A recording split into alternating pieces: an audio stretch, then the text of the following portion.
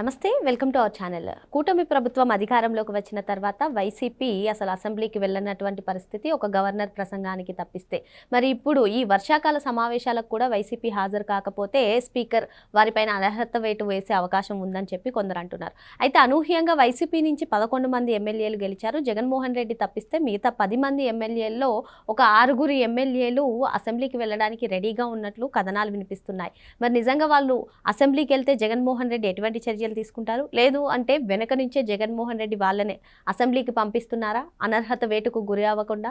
మరి ఏం జరగబోతుంది తెలుసుకునే ప్రయత్నం చేద్దాం. దీన్ని విశ్లేషించడానికి మనతో పాటుగా ఉన్నారు జనసేన అధికార ప్రతినిధి కుసంపూడి శ్రీనివాస్ గారు. నమస్తే సార్. 11 సీట్లకు పరిమితమైంది వైసీపీ. మరి మనం చూసుకుంటే ఈ సంవత్సర కాలం పాటు కూడా అసెంబ్లీకి ఒక్కరోజు కూడా వెళ్ళలేదు సార్, గవర్నర్ ప్రసంగం రోజు తప్పిస్తే. మరి తీరా అది చూస్తే అసెంబ్లీ సెషన్స్ కిందకి రాదు అని చెప్పి అన్నారు. మరి ఇప్పుడు ఈ వర్షాకాల సమావేశాలకు కూడా హాజరు కాకపోతే వాళ్ళకి అనర్హత వేటు వేసే అవకాశాలు ఉందని కూడా కొందరు చెప్తున్నారు. ఈ నేపథ్యంలోనే ఒక 6 ఎమ్మెల్యేలు వైసీపీ నుంచి ఎలా అయినా సరే అసెంబ్లీకి వెళ్ళాలని నిర్ణయించుకున్నట్టుగా కూడా తెలుస్తుంది. ఏంటంటారు ఈ 6 అసెంబ్లీలు? కొత్తగా ఎన్నికైన ఎమ్మెల్యేలు కూడా ఉన్నారు, వాళ్ళు వెళ్ళడానికి అంటారా, లేదంటే తెర వెనుక నుంచి జగన్మోహన్ రెడ్డి అనర్హత వేటుకు గురవ్వం, మీరన్నా వెళ్ళండి, తర్వాత ఎక్కువ మన పైన ఫోకస్ చేయరు అని చెప్పుంటారా? లేదు అంటే ఈ 6 ఎమ్మెల్యేలు అసెంబ్లీకి వెళ్తే వాళ్ళపైన ఎటువంటి యాక్షన్ అయినా తీసుకుంటారా? ఏం జరగబోతుంది అంటారు? ఒకటమ్మా, ఖచ్చితంగా ఎమ్మెల్యేగా గెలిచిన తర్వాత అతని బాధ్యత శాసనసభకి వెళ్ళి అక్కడ చట్టాల మీద మాట్లాడడం, సమస్యల మీద మాట్లాడడం అనేది బాధ్యత. అందుకే ఎన్నుకుంటారు. అది మానేసి నియోజకవర్గాలకు సంబంధించి పెళ్ళిళ్ళకి పేరంటాలకి వెళ్తామని కాదు. అసలు విషయాన్ని మానేసి ఇప్పుడు 11 మంది గెలిచారు, ఆయనతో 11 మంది గెలిచారు. ఇప్పుడు ఆయన ఎలాగే వెళ్ళడం, మిగతా 10 మందిని వెళ్ళనివ్వడం ఎలా వచ్చిందంటే, దాంట్లో ఒక ఎమ్మెల్యే మరి పేరు చెప్తే తన ఇబ్బంది పడతాడు. అతను ఒక ఎమ్మెల్యే మొదటిసారి ఇంకేటి పాపం, అతనికి ఎంతో కోరుకుంటుంది అసెంబ్లీకి వెళ్ళాలి, నేను మాట్లాడాలి, నా నియోజకవర్గ ప్రజలు చూడాలి, నా కుటుంబీకులు చూడాలి. అది రికార్డులో అసెంబ్లీలో మాట్లాడిన ప్రతి మాట రికార్డు అవుతుంది కదా, రికార్డులో ఉండాలి అనేది ఎంతో కోరిక పాపం ఆయనకి. అసలు ఆయన కోరిక అతమ్మ వెళ్ళి మాట్లాడింది ఏది వెళ్ళొద్దని చెప్పి ఇక్కడ రిస్ట్రిక్షన్స్. ఇప్పుడు జగన్మోహన్ రెడ్డి గారిని అనుకోని ఆ 11 మంది రండి అని చెప్పి స్పీకర్ గారికి మొన్న కూడా చెప్పారు. ఒకవేళ అసెంబ్లీకి వెళ్ళిన తర్వాత వీళ్ళకి సరైన సమయం ఇవ్వకపోతే, అదిగో అసెంబ్లీకి వెళ్ళినా మా మైక్ కట్ చేస్తున్నారో, మా సమయం వృధా అవుతుందని చెప్పేసి అని బయటకు వచ్చేస్తే అది వేరు. అసలు అసెంబ్లీకి వెళ్ళకుండా నాకు ప్రతిపక్ష నేత హోదా ఇస్తేనే అసెంబ్లీకి వెళ్తాం ఏంటి, నేను చాక్లెట్ ఇస్తేనే స్కూల్కి వెళ్తాను ఎడుతారు పిల్లడు, అలాగా అది ఎంతవరకు సమంజసం? ఇప్పుడు పోనీ ఒక శాసనసభ్యుడిగా నువ్వు తీసుకున్న సదుపాయాలన్నీ పొందుతున్నావు కదా, జీతాలు తీసుకుంటున్నారు కదా, వీళ్ళకి కావాల్సిన సదుపాయాలన్నీ తీసుకుంటున్నారు కదా, మరి అవన్నీ తీసుకున్నప్పుడు అసెంబ్లీకి ఎందుకు వెళ్ళాం? పెద్ద ప్రశ్న అమ్మా. ఈ రోజున సరే జగన్మోహన్ రెడ్డి గారి కంటే భయం ఉంటుంది. శాసనసభకి వెళ్ళిన కాడి నుంచి ఎదురుగుండా రఘురామకృష్ణ కనపడతా ఉంటాడు, చంద్రబాబు, పవన్ కళ్యాణ్ గారు, తర్వాత ఏమో అనిత గారు, అచ్చెన్నాయుడు, వీళ్ళందరినీ చూసేటికి ఆయన చెమటలు పడతాయి. అందుకని అతను వెళ్ళకపోవచ్చు. మరి మిగతా వాళ్ళు పంపాలిగా. ఇప్పుడు తెలంగాణ ఉంది, తెలంగాణలో కేసీఆర్ గారు వెళ్ళట్లా ఇప్పుడు, కానీ ఆయన సంబంధించినటువంటి నాయకులందరూ వెళ్తున్నారు. మరి అటువంటి అలా వెళ్ళొచ్చు కదా. కూటమి ప్రభుత్వం మీద ఏదో సాక్షి పేపర్లోనే లేకపోతే తాడేపల్లి ప్యాలెస్లోకి వచ్చిన విషయం చెబుతున్నావు కదా, ఇది జరగట్లేదు, పెన్షన్ ఇవ్వట్లేదు, అన్నదాత సుఖీభేద ఇవ్వట్లేదు, ఆరోగ్యశ్రీ పథకం ఇవ్వట్లేదు, ఎన్ని ఫీజు రింబర్స్మెంట్ ఇవ్వట్లేదు, రకరకాల మాట్లాడుతున్నావు కదా. మరి అవన్నీ అసెంబ్లీకి వెళ్ళి మాట్లాడు, ప్రజలకు తెలుస్తుంది, ఒక రికార్డుగా ఉంటాయి. నువ్వు తాడేపల్లి ప్యాలెస్లో కూర్చుంటే పార్టీ వ్యవహారం అవుద్ది, నువ్వు అసెంబ్లీలో కూర్చొని మాట్లాడితే ప్రభుత్వ వ్యవహారం అవుద్ది. మాట్లాడకండి ఎందుకు? అతను చాలా బాధపడతారు ఎమ్మెల్యేలు. సరే అతనంటే భయం, అతను వెళ్ళకపోతాడు, బాగానే ఉంది, మమ్మల్ని వెళ్ళవద్దంటే ఏంటి? ఇక్కడ ఇంకో అంశం సార్, ప్రెస్ మీట్లు పెట్టి ప్రశ్నిస్తూ ఉంటారు, అదేదో అసెంబ్లీకి వెళ్ళి ప్రశ్నించవచ్చు కదా అని కొందరు చెప్తూ ఉంటారు. వాళ్ళు సమర్థించుకుంటూ ఈ ప్రెస్ మీట్లో మేము అడిగే క్వశ్చన్స్కి ఆన్సర్ చెప్పలేకపోతున్నారు, ఇంకా అసెంబ్లీకి వెళ్ళడం అదే. ఇప్పుడు ప్రెస్ మీట్ పెడతారమ్మా, అది కూడా రికార్డు. కొంతమందిని పిలుస్తారు, ఒకవేళ పిలిచినా ఏ క్వశ్చన్ అడగాలో ముందే చెప్తారు వాళ్ళు, అదే అడగాలి, లేకపోతే రెండోసారి పిలవాలని. ఆ రికార్డు ఇది పూర్తిగా తెలుగు రాదు, పూర్తిగా ఇంగ్లీష్ రాదు, పూర్తిగా హిందీ రాదు, ఏదో మాట్లాడతాడు. చూడండి మొన్న ఉల్లిపాయల గురించి మాట్లాడితే హెరిటేజ్ అంటాడు, ఏం మాట్లాడతాడో తెలియదు. పొగాకు రైతుల దగ్గరికి వెళ్ళి కింటాలకే తెలియదు, కేజీలకి తేడా తెలియదు అతనికి. ఏదో మాట్లాడాలి, ఏదో విమర్శ చేసేయాలి. అంటే నేను అంటే ఒక బాధ్యతగా ఈ నియోజకవర్గ ప్రజలు నేను ఎన్నుకున్నది దేనికి, ఆ బాధ్యత నిర్వర్తించాలా వద్దా?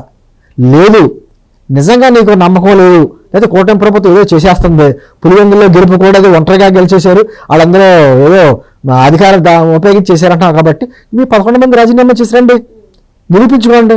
నిజంగా కూటమి ప్రభుత్వం మీద అసంతృప్తి ఉండి మీ మీద నమ్మకం ఉంటే మళ్ళీ భారీ మెజార్టీతో వస్తారు. ఆ ధైర్యం చేయగలరా? గారు కూడా జెడ్పీటీసీ ఎన్నికల గురించి అదే చెప్పారు కదా సార్, మేము ఈ 2 స్థానాలకి రాజీనామా చేస్తాము, మీరు కూడా శాసనసభ్యుడిగా రాజీనామా చేయండి, ప్రజాస్వామ్యబద్ధంగా నిర్వహించుకుంటాం. అది సజ్జల రామకృష్ణ రెడ్డి మాట్లాడుతున్నామ్మా మొన్న. సజ్జల రామ మీకు దమ్ముంటే ప్రతిపక్ష హోదా ఇవ్వండి మాకు, అసెంబ్లీకి వచ్చి మాట్లాడదాం. ప్రతిపక్ష హోదా ఎవరిస్తారో చంద్రబాబు గారు క్లియర్ చెప్పారు. చంద్రబాబు గారిని ముఖ్యమంత్రి చేసింది కానీ, పవన్ కళ్యాణ్ గారిని డిప్యూటీ సీఎం చేసింది కానీ, లేకపోతే నిన్ను ప్రతిపక్ష స్థానంలో అక్కడ ఆ 11 స్థానాలు కుదించింది కానీ ప్రజలు ఇవ్వాలి తప్ప నాకు ఇవ్వు అంటే స్పీకర్ గారు ఇష్టమా? ఇప్పుడు చంద్రబాబు నాయుడు గారికి ఇష్టమయ్యి నన్ను తీసుకెళ్ళి కలెక్టర్ చేయగలడైనా? కలెక్టర్ చేయాలంటే దానికి ఒక అర్హతలో కొన్ని విధానాలు ఉంటాయి. ఐఏఎస్ చదవాలి, దానికి ఒక విధానాలు ఉంటాయి. అది ఏమి లేకుండా చంద్రబాబు గారికి ఇష్టమైతే ఆయన పెట్టి ఇచ్చేయగలడా కలెక్టర్ హోదా? అలాగే స్పీకర్ గారికి ఇష్టం కదా అని చెప్పేసి ప్రతిపక్ష హోదా ఇవ్వకూడదు. దానికి రూల్స్, రెగ్యులేషన్స్, ఒక రాజ్యాంగం, ఒక విధానం ఉంది. నీకు వచ్చిన సీట్లన్నీ నీది ప్రతిపక్షం కాదు, నీది విపక్షం. ఆ రెండింటికి వచ్చేసాం అతను తెలియదు. ఆ విపక్ష పార్టీగానే వచ్చి సరే కనీసం పులివెందుల నియోజకవర్గ ప్రజల గురించి అయినా ఆడికి వెళ్ళి మాట్లాడచ్చు కదా. ఇప్పుడు రాష్ట్ర సమస్యలు అంటావు, నీకు అంత తెలియదు. కానీ నీ నియోజకవర్గ సమస్యల గురించి అయినా మాట్లాడడానికి వెళ్ళొచ్చు కదా. వెళ్ళం. పోనీ జీతం తీసుకుంటే మాంటావా? మానవు. ఏది చేయకపోతే ఎలాగా? నేను అంటే మళ్ళీ 18వ తారీఖు నుంచి అసెంబ్లీ సమావేశాలు వస్తున్నాయి. మాట్లాడితే ఏమంటారు? వాళ్ళ మాట్లాడుకుంటారు, వాళ్ళ మాట్లాడుకోబడితే మీరు వస్తే మీదే మాట్లాడతారు, మీరు రారు. అంతే ఏకపాత్రాభినయం. నువ్వు తాడేపల్లి ప్యాలెస్లో కూర్చుని ఏకపాత్రాభినయం, నేను ఇటే మాట్లాడుతాను, ప్రశ్న నాదే జవాబు నాదే అనుకుంటే ఎలా కుదురుద్ది? ఈ ఆగినా కూడా జాగ్రత్త గమనించాం శ్రావణి. అసెంబ్లీలో ఈ రోజుకి కూడా ఎమ్మెల్యేలు కూటమి ప్రభుత్వంలో ఉండి కూడా ప్రభుత్వాన్ని ప్రశ్నిస్తున్నారు, ప్రతిపక్ష పాత్ర వహిస్తున్నారు. మా నియోజకవర్గంలో జరుగుతుంది, మాకు ఇలా కావాలి ఎలా కావాలని చెప్పి మాట్లాడుతున్నారు. అది బాధ్యతగా చేస్తున్నారు. నిజంగా నువ్వు ఎలా పది జగన్మోహన్ రెడ్డి గారు మీ మిగతా 10 మందిని పంపిస్తే వాళ్ళ నియోజకవర్గ సమస్యలు మాట్లాడతారు కదా. లేదు కూటమి ప్రభుత్వాన్ని అబద్ధాలు మాట్లాడుతున్నారు కాబట్టి విమర్శిస్తారు కదా. లేకపోతే గత హయాంలో మీరు ఏమైనా అద్భుత పాలన చేసేస్తే ఆ పాలన గురించి చెప్పుకుంటారు కదా. ఏది జరగకుండా అసెంబ్లీని ఎగ్గొట్టడం అంటే నిజంగా మీరు ఆ పదవులకు అర్హుడు. ఖచ్చితంగా రాజీనామాలు చేసేయండి. రాజీనామాలు చేసేస్తే ప్రజలు చూసుకుంటారు. ఎవరైతే అసెంబ్లీకి వెళ్తారో, ఎవరైతే ప్రజా సమస్యల గురించి మాట్లాడతారో వాళ్ళని పంపుకుంటారు. అంతే తప్ప లేకపోతే మేమేనా భారీ మెజారిటీతో మిమ్మల్ని గెలిపించవచ్చు. ఏమో ఏం జరుగుద్దో. మనం ఏదైనా ప్రజాస్వామ్యంలో ఉన్నప్పుడు ఏ నిర్ణయమైనా ప్రజలే తీర్పు ఇవ్వాలి. ప్రజల తీర్పుని మీరు దాన్ని ఏమంటారో ఒక విధమైనటువంటి అవమానిస్తున్నారు. ప్రజా తీర్పు ఇచ్చిన రోజునే దాన్నే మీరు బ్లాక్ డే అన్నారు. అటువంటిది ఇంకా మీరు అసెంబ్లీని కూడా, అంటే అసెంబ్లీ అంటే ఒక దేవాలయం. అసలు అసెంబ్లీలోనమ్మా ఒకప్పుడు అంటే ఇప్పుడు అసెంబ్లీకి వెళ్ళకపోవడం అంటే ప్రజల తీర్పునే కాదు, ప్రజలను కూడా అవమానించినట్టే. ఒకప్పుడమ్మా చంద్రబాబు నాయుడు గారు, రాజశేఖర రెడ్డి గారు ఎంత ప్రత్యర్థులైనా అసెంబ్లీలో అద్భుతంగా మాట్లాడు, ఒకరికొకరు వాదాపాలు జరిగాయి. అద్భుతంగా ఏమన్నా పొరపాటున ఒక మాట పొలిన వెంటనే ఆ మాట వాపసు తీసుకునేవారు, రికార్డులను తొలగించేవారు. నిన్న పొరపాటున నోటి నుంచి మాట వచ్చింది కాబట్టి క్షమించాలని కోరుకునేవారు.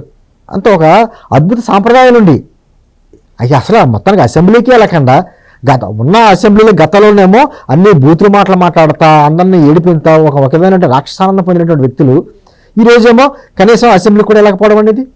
అంటే ప్రజల తీర్పుని అవమానించొద్దు. మీకు ఇష్టం లేకపోతే, ప్రజలంటే ఇష్టం లేకపోతే రాజీనామాలు చేసేయండి, మీ వ్యాపారం మీరు చేసుకోండి. అంతే తప్ప ప్రజా తీర్పుని అగౌరవపరచడం అంటే ఇంక మిమ్మల్ని భవిష్యత్తులో రాజకీయంగా మీకు మీ సమాధి మీరే కట్టుకుంటున్నట్టు. మరో అంశంతో మళ్ళీ కలుద్దాం. Thank you sir.